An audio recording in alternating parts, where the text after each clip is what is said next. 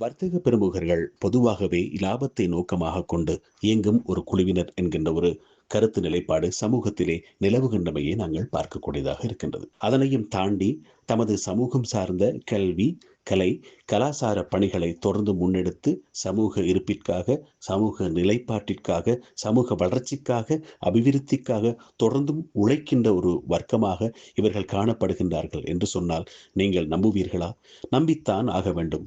சில பிரதேசங்களிலே, சில நகரங்களிலே கல்வி பணியை, கலை கலாசார பணிகளை தொடர்ந்து முன்னெடுக்கின்ற ஒரு பிரிவினராக இவர்கள் காணப்படுகின்றார்கள். கல்வி புலம் சார்ந்த அதிகாரிகளை, கல்வியாளர்களை அழைத்து கல்வி அபிவிருத்தி சம்பந்தமாக பேசுவது மற்றும் பின்தங்கிய பிரதேச அபிவிருத்திக்காக தோள் நின்று உழைப்பது போன்ற பல்வேறு பணிகளை மேற்கொண்டு வருகின்றார்கள். அந்த வகையில் மத்திய மலைநாட்டின் தலைநகராக காணப்படுகின்ற கண்டி மாநகரில் இயங்குகின்ற ஒரு வர்த்தக சங்கம் சம்பந்தமாக நாங்கள் இப்பொழுது பார்க்க இருக்கின்றோம். கண்டி தமிழ் வர்த்தக சங்கத்தினர் ஒவ்வொரு வருடமும் பின்தங்கிய பிரதேச மாணவர்கள், பின்தங்கிய பிரதேசத்தில் இருக்கின்ற பொதுமக்களை சந்தித்து அவர்களுடைய குறைபாடுகளை களைவதற்காக பல்வேறு பணிகளை மேற்கொண்டு வருகின்றார்கள். அந்த வகையிலே அண்மையிலே எமது இலங்கை நாட்டை புரட்டி போட்ட தித்வா புயலின் பின்னரும் இவர்களுடைய பணியை நாங்கள் காணக்கூடியதாக இருக்கின்றது.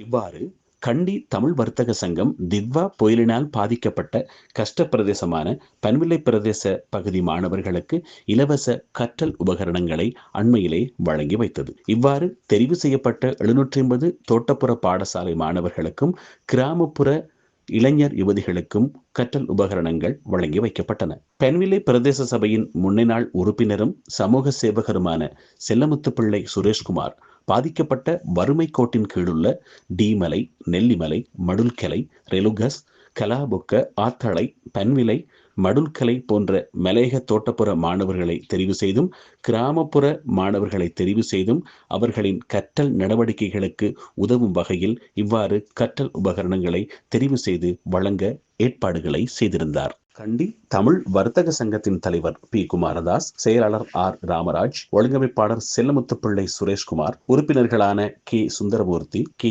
Thiruchelvam, S Thiyagaraja, S Jeyakanthan, S Velraja மற்றும் சிவனேஸ்வரா தமிழ் வித்யாலய அதிபர் எம் நவநீதன் ஆகியோர் இந்நிகழ்வில் கலந்து கொண்டனர். கடந்த 16 வருடங்களாக இவ்வாறு மலையக சமூக மேம்பாட்டிற்கு பல்வேறு சமூக நலத்திட்டங்களை இவ்வமைப்பு மேற்கொண்டு வருகின்றமை குறிப்பிடத்தக்கது. இன்றைய நாள் பன்னிலை பிரதேசத்தில் இந்த மழை புயலால் பாதிக்கப்பட்ட மாணவர்களின் நலன் கருதி இன்று சுமார் 750 மாணவ மாணவியருக்கான கற்றல் உபகரணங்களை வழங்கியுள்ளோம். அதற்காக இன்று நாம் இப்பிரதேசத்துக்கு வருகை தந்து அதை வழங்கி அவர்களிடம் வழங்கியுள்ளோம். அதேபோல் கடந்த 16 ஆண்டு காலமாக கண்டி தமிழ் வர்த்தக சங்கம் இவ்வாறான பல சேவைகளை செய்து கொண்டிருக்கின்றது. உங்கள் அனைவருக்கும் தெரியும். ஒவ்வொரு வருடமும் நாங்கள் தீபாவளி பொருட்களை அந்த தோட்டப்பகுதி மக்களுக்காக மற்றும் ஏழை மக்களுக்காக வழங்கி வருகின்றோம். அதேபோல் இவ்வாறான சந்தர்ப்பங்களில் எந்த ஒரு நிகழ்வுகள் நிகழ்ந்தாலும் அந்த நிகழ்வுக்கு வர்த்தக சங்கத்தின் உதவி வழங்கப்பட்டு கொண்டிருக்கிறது. அதற்கு எங்கள் கண்டியில் இருக்கும் அனைத்து வர்த்தகர்களும் மனமுன் வந்து உதவி கொண்டிருக்கிறார்கள். இவ்வாறான செயல்களை நாங்கள் செய்து கொண்டிருக்கிறோம் என்பதை இத்தருணத்திலே தெரிவித்துக் கொள்கின்றேன்.